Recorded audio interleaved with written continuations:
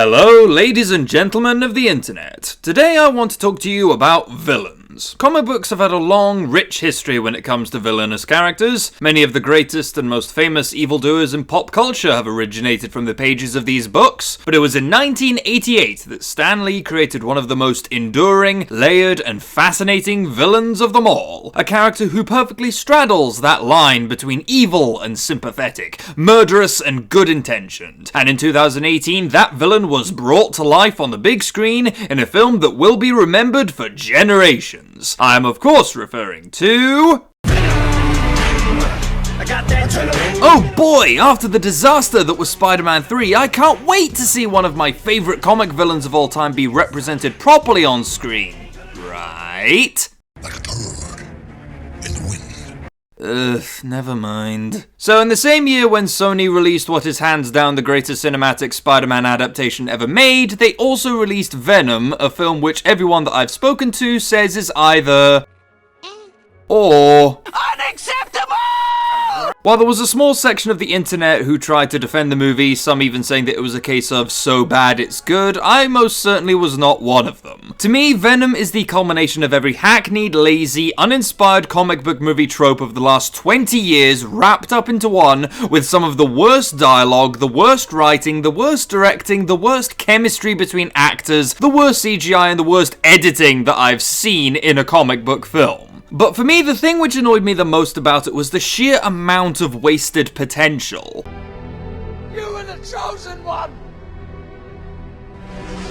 I mean, this could have been great if it was put in the hands of the right people. Think how cool it would have been to see a movie about one of the greatest comic book villains slash anti-heroes of all time, but entirely from his perspective. It could have been like The Crow, but with more head chomping. Rated R, head chomping. So today, we're going to talk about the wasted potential of Venom. And moreover, I want to make it clear that that's the thing that I'm going to be focusing on mainly in this video. I'm going to try and steer clear from the more general flaws like the bad plot or the haphazard editing. While things like that are valid criticisms when it comes to Venom, they aren't the point of this video. So with that being said, let's go over how a promising and potentially amazing comic book movie became one of the most bland and forgettable.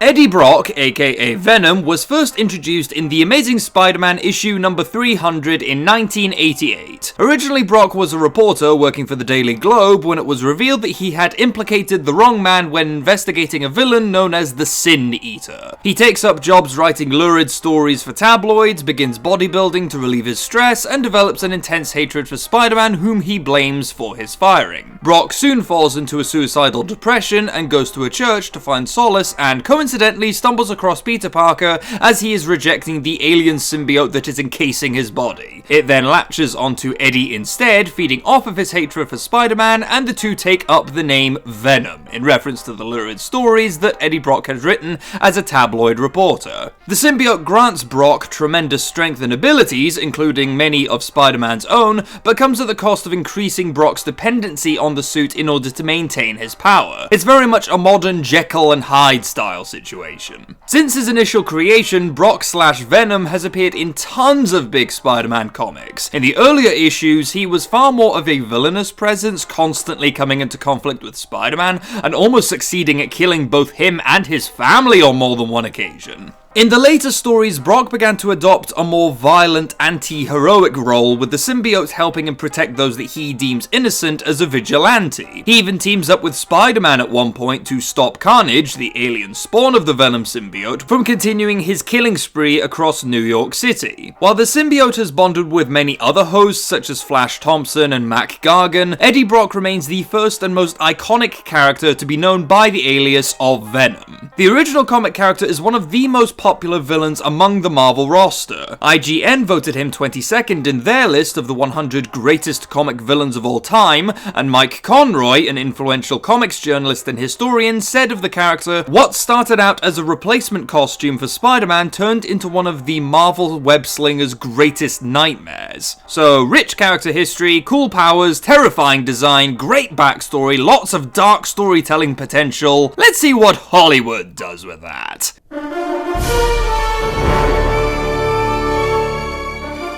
Believe it or not, talks were in place for a Venom centering around the Marvel anti-hero as far back as 1997. David S. Goyer, had originally penned a script which was due to be released by New Line Cinema and had Rocky 4-star Dolph Lundgren in talks to play the lead. God, imagine that. Venom going up to Spider-Man right before a fight starts between them and suddenly going, I must break you. The project was initially scrapped as the cinematic rights to Spider-Man and all characters adjacent to him, including Venom, went to master of franchise destruction itself, Sony. Time passed and eventually Eddie Brock was included in Spider-Man 3, originally intended to be a cameo but was later upgraded to one of the central antagonists at the insistence of producer Avi Arad. After Spider-Man 3, a standalone Venom movie with Topher Grace back in the lead was thrown around Hollywood but eventually left in production hell for years. Todd McFarlane, one of the co-creators of Venom, went on the record saying that he didn't think that a standalone Venom movie would work with the villain as the main character. Paul Wernick, the guy who would go on to write Deadpool, and Reed Reese, the writer for Zombieland, were brought on to pen the script with the intention of creating a story idea that was, quote, realistic, grounded, a little more dark take on the character. Because, yeah, we've never seen that backfire before. But then 2010 came along and Sony made the not at all stupid decision to reboot the Spider-Man franchise after Raimi decided to jump ship directing any more films. By 2012, Sony was still expressing interest in making a standalone Venom movie to tie into and subsequently capitalize on the new Amazing Spider-Man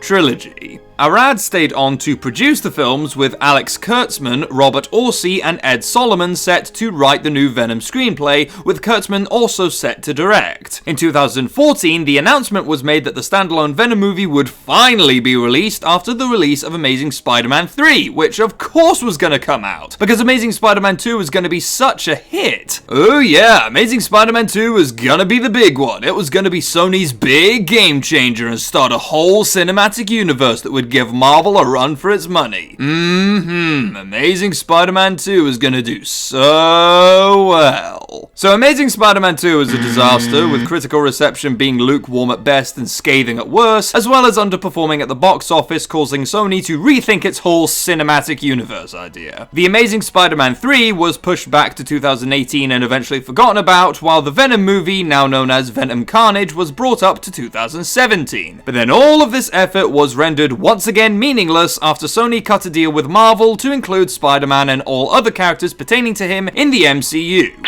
which more or less killed any plans that Sony had for creating a standalone Venom movie.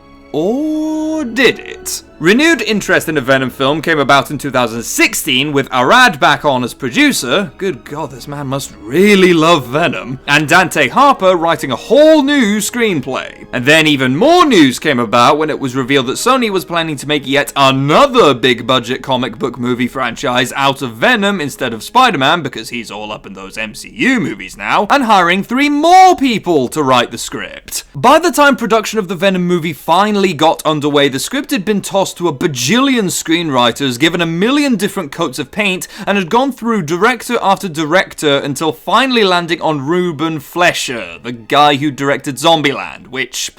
yay? I mean, I like Zombieland. Ultimately, Venom's troubled production history, while not as chaotic as something like, say, Suicide Squad, still paints a pretty clear picture as to why it failed. At no point was the movie made to actually be a good Venom movie and do justice to the original character. It was made to tie into one franchise, then another franchise, then to start its own franchise so that Sony could have some attempt to compete with their big rivals Marvel. Despite all the possibilities to tell a really compelling story with one of the most fascinating Marvel characters ever conceived, once again, the studio ended up destroying everything. By tossing the project from writer to writer and director to director based on whatever way the wind was blowing in the political landscape of Hollywood at the time, Sony were basically spinning a roulette wheel to determine the quality of the film that they would end up with. Sure, there was every chance that one of these different combinations of people could have made a competent Venom movie, but there was just as much chance that any or all of them could have turned out something terrible, and wouldn't you know, that's exactly what happened. And this, of course, course wasn't helped by the fact that Sony, being Sony, likely had a hand in the film's production and probably changed a lot of things about the umpteen script that they had before the final one was decided upon, just as was the case with Amazing Spider-Man 2. While we'll never know for sure if this was the case, there's plenty of evidence to support the studio interference theory. The inclusion of Woody Harrelson in a bad wig playing Carnage in the mid-credit scene to set up a future movie, the studio decision to take the more graphic material out of the film for fear of not hitting that sweet under-16 demographic, Tom Hardy's assertion that most of the material that he really liked getting taken out of the finished product. There's lots of evidence there to suggest that Sony were being more than a little intrusive when it came to making this movie. In short, this isn't just any Venom film.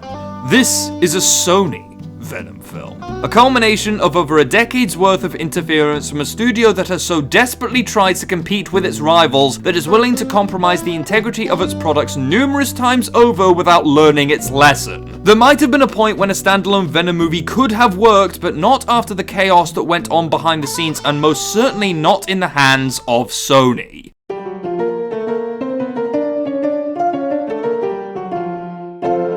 One of the biggest criticisms often garnered by movies that are adaptations of novels or comics is not being faithful to the original source material. We've seen this in everything from Harry Potter to Fantastic Four to even Game of Thrones. Many fans of the original work may cry foul that a few major or minor details of their precious prized book or comic didn't make it into the film version, and often this is quite understandable. But that being said, adaptation is the art of compromise. Sometimes some details of the original story have to be altered or removed entirely for the sake of bringing said story into the visual medium of film, be it for reasons of pacing, time, or artistic license. If I were to summarize my thoughts on this issue, I would argue that as long as a film maintains the spirit of the original story, it can get away with as many changes or redactions as it likes. As long as the characters feel like the characters from the source material, the tone feels like the tone from the source material, I honestly don't care. Suffice to say, stories have to change if you want to make them into movies. I, as a film goer and comic lover, understand and respect that.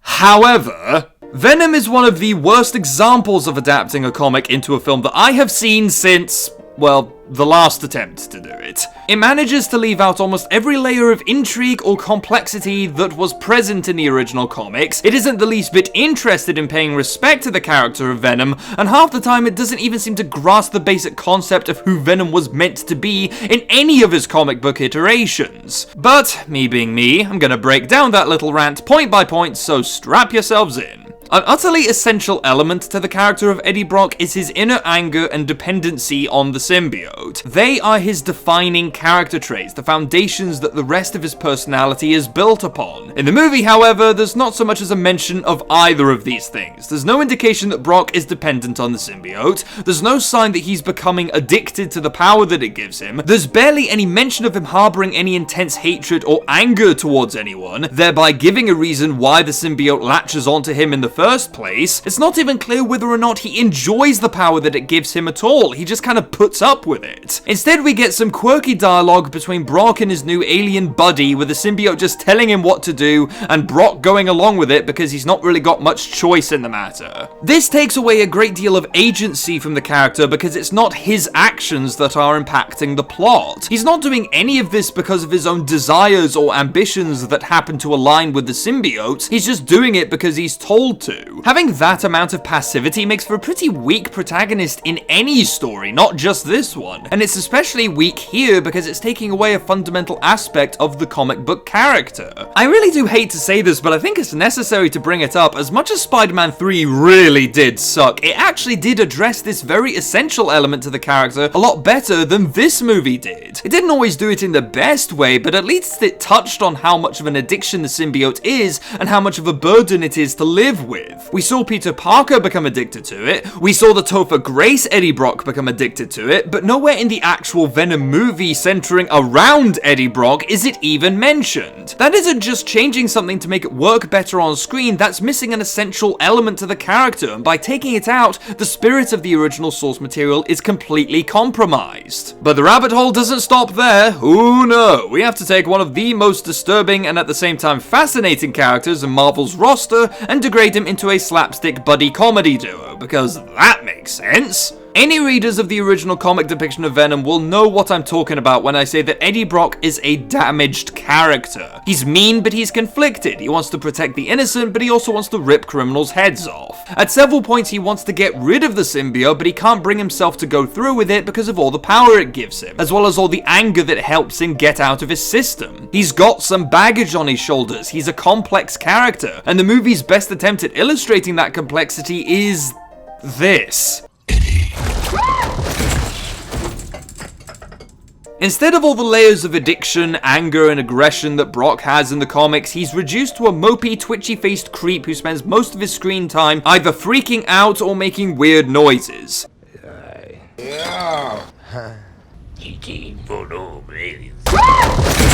He doesn't get fired from his journalism job as something or other. I'm honestly not very sure because the movie isn't very clear. Because he implicated the wrong man in an article, he gets fired because he does the exact goddamn thing his boss told him not to do. Which, small point, why would you hire this guy if you know he's a loose cannon journalist editor? So do me a favor, Eddie, don't start your shit again. In the comics, it's easier to sympathize with Eddie because of his backstory, his circumstances of living, and his general personality. His father was abusive, his childhood was a string of bad luck that he was beginning to pull himself out of with his job at the Daily Globe, then with one bad mistake he ends up falling further than he's ever fallen before. While his actions aren't condonable in the comics, they are at least defined and easy to understand. In the movie, there's not much indication why he's doing any of this. Why is he trying to bring down Drake such to the point that he hacks his own fiance's laptop to get dirt on him? Why has he suddenly appointed himself the protector of humanity and defender of the innocent? There's no setup for any of it. There's no impetus for us to care about this guy because he just kind of seems like a self-absorbed arse right from minute one. He's got a good job, a beautiful and kind fiance, and quite clearly a pretty steady paycheck judging by his living conditions, yet despite all of his good fortune, he's unprofessional, disobeys his boss, takes advantage of his fiance, basically acts like an arsehole to everyone around him well before he even meets the symbiote. Wouldn't it have been better to write Brock more in line with how he is in the comics, maybe include a circumstance outside of his own control that would make us sympathize with his plight a bit more? The movie version of Venom is impossible to sympathize with and take seriously because A, he's not much of an active agency in his own story, B, he's a wormy self-indulgent arse right from minute one, and C, he doesn't actually do anything to elicit any sympathy from the audience. This isn't helped by the fact that the movie spends most of its time taking a villainous, or at least morally dubious character and making him seem more heroic, but that's totally missing the mark of who Venom was meant to be, and that leads me to...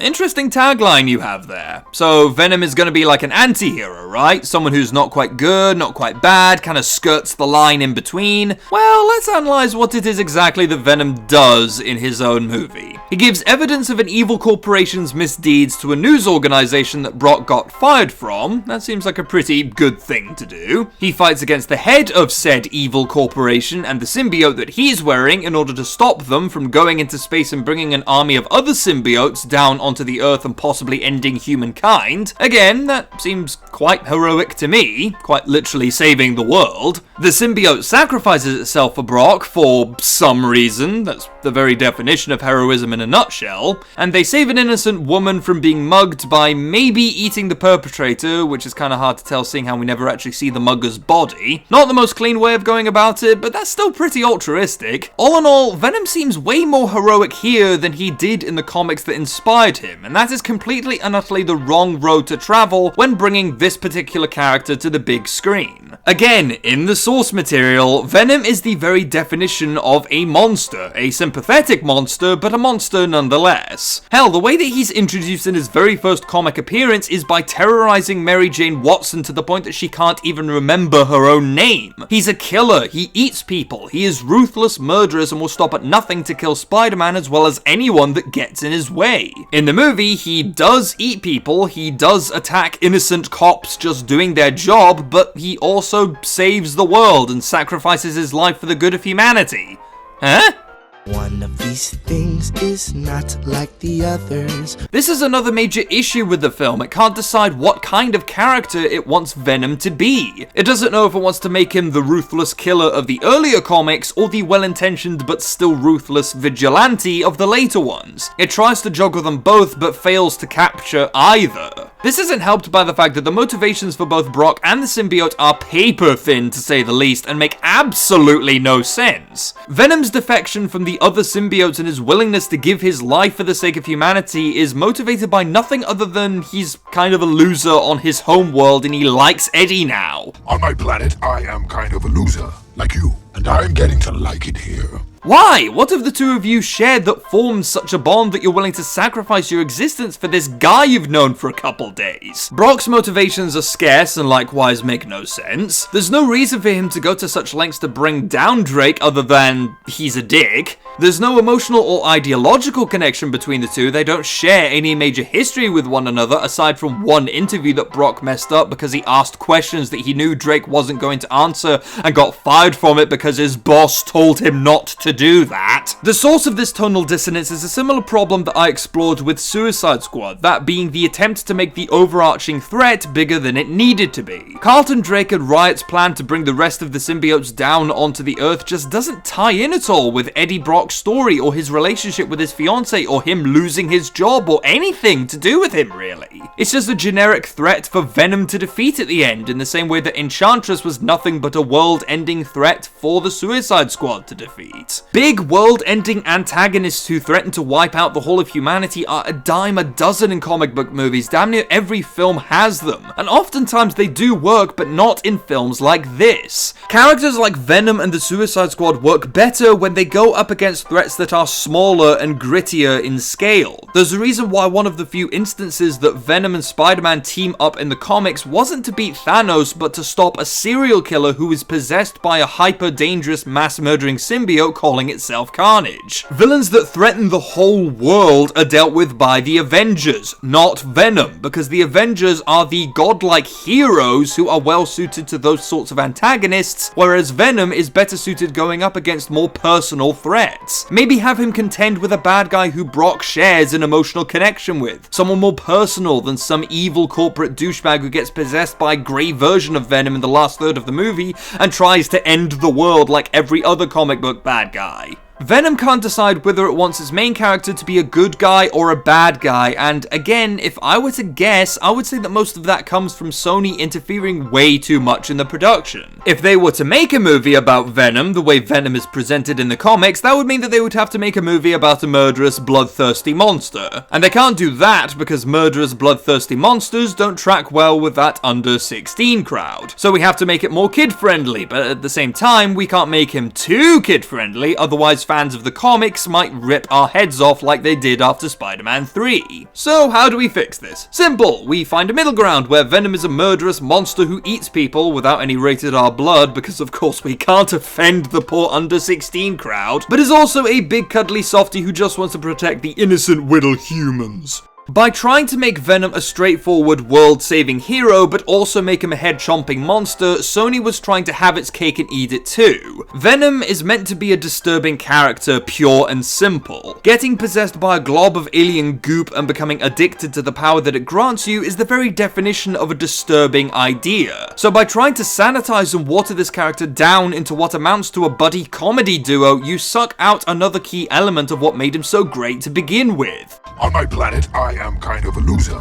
like you. You knock down yet another pillar holding up the original source material without taking advantage of the storytelling possibilities that were there. Potential wasted.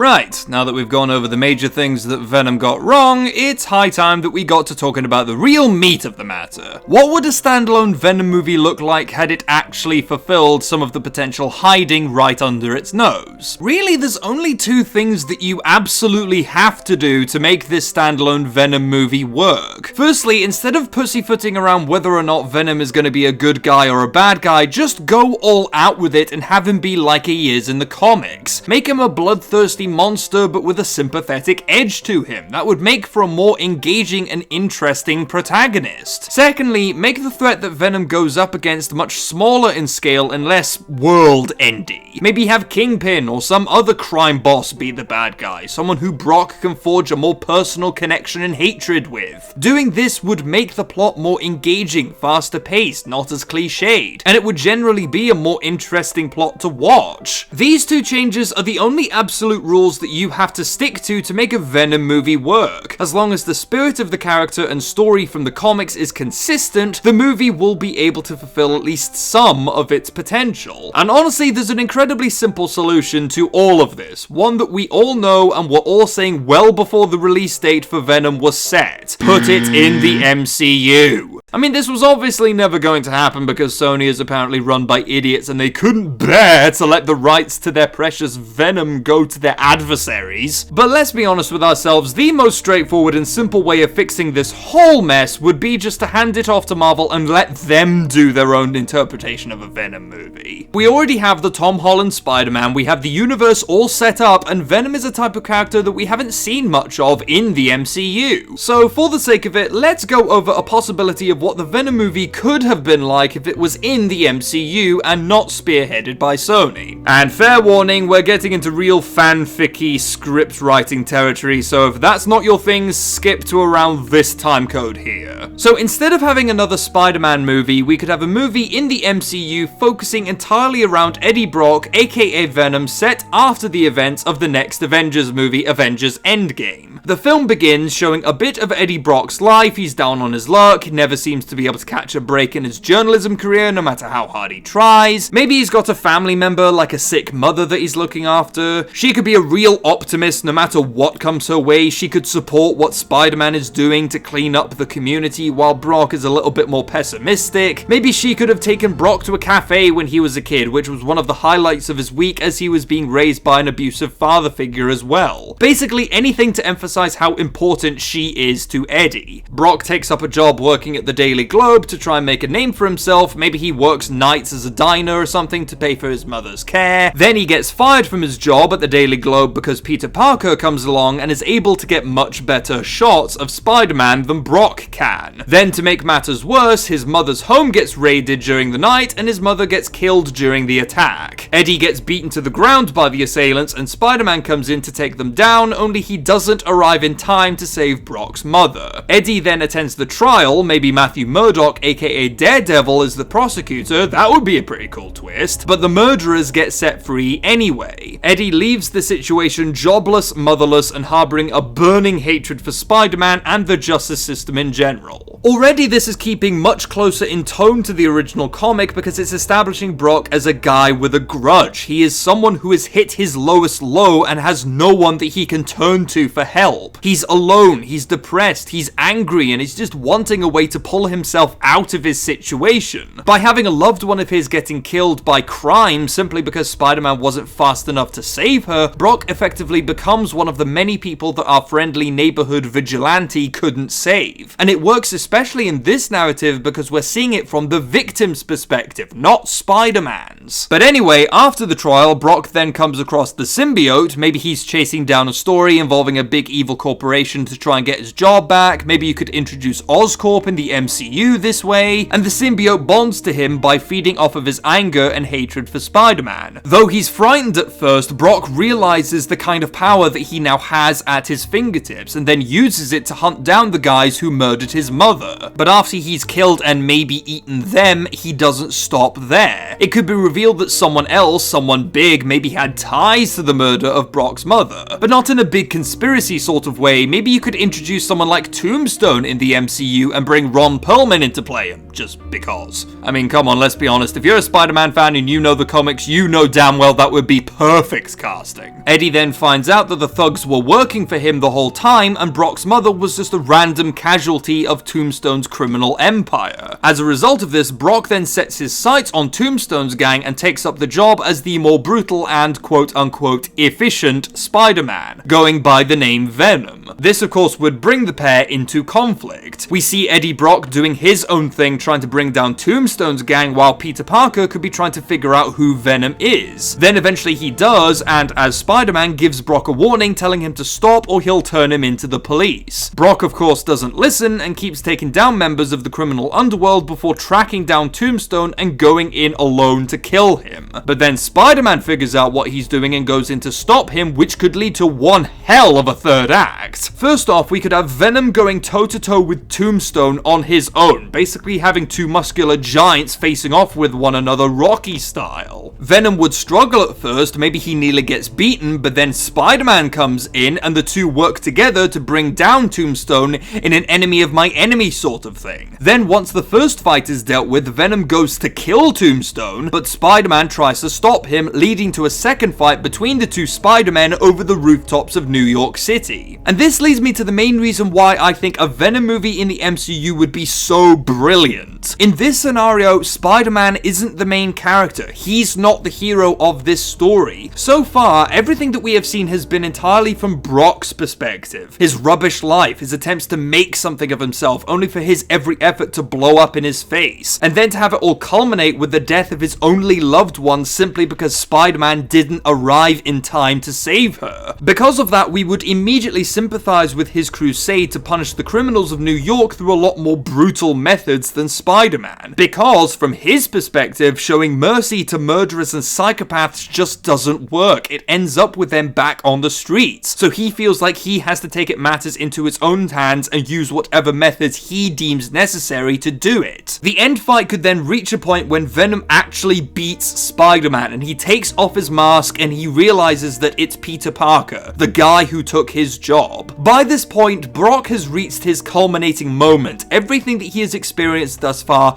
has pushed him towards seeking vengeance against those who have wronged him and who threaten others. All of his kills have had motive and anger and purpose behind them, hence why he's willing to work with the symbiote to accomplish his end goal. And here at his feet lies the one person he has directed his anger towards the most. The person he blames, if anything, even more than Tombstone or the robbers for the death of his mother. He has every reason to want this kid dead and comes close to doing it. He lifts him up over the edge of the building that they've been fighting on, lets the symbiote take him over, and comes so close to outright murdering Spider-Man, but then he sees a familiar cafe down on the streets below him, the one that his mother used to take him to. And in this moment, he remembers his mother, how optimistic she was and how much she supported Spider-Man's actions to try and clean up the streets. And then Eddie looks back at Peter Parker with his mask off, just seeing this bruised, broken kid, and realizes that he's gone too far. He realizes that he's let his lust for revenge and addiction to the symbiote consume him to the point where he's not just going after criminals and killers, but he's also going after a teenager. He's reached the point where he's willing to murder a kid, and realizing this snaps him out of it. Despite the symbiote protesting and egging him on just to do it, trying to feed his inner anger,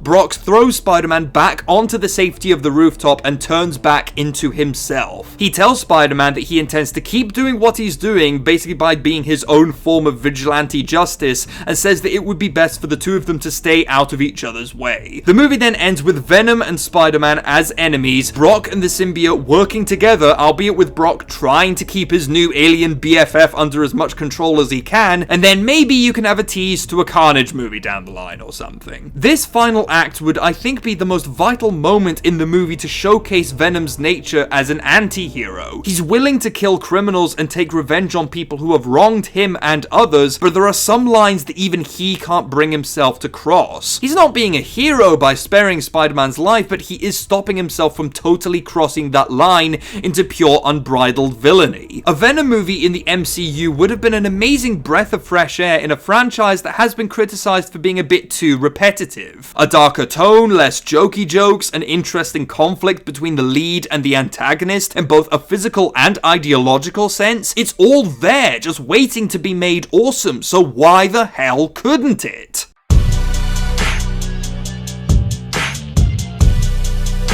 I know a lot of people have said that Venom isn't as bad as the critics have claimed. The Rotten Tomatoes score at this point in 2019 is at 28%, while the audience score is at 84%.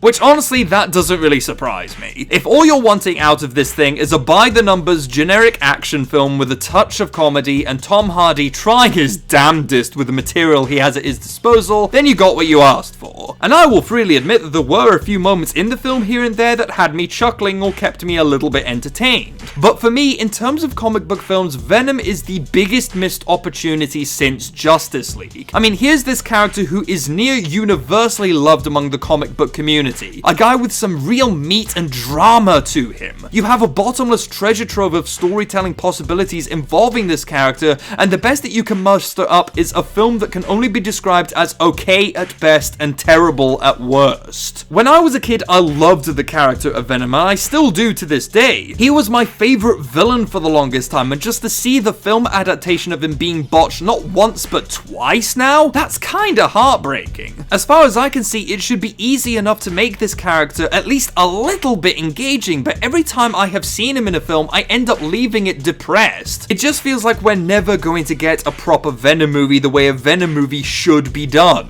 Thanks to the continual meddling of Sony and their refusal to just leave a creative team to do what they do best, what should have been a surefire success just turned into a giant bloated mess. Had it kept closer to the comics and paid closer attention to what made this character so iconic, the Venom movie might have turned out to be a half-decent product, even if it wasn't in the MCU. But as it stands, Venom is nothing more than bland and unimaginative. It is stale and reeks of corporate interference, and the tragedy of the matter is, it didn't have to be this way, and that is what makes it so disappointing.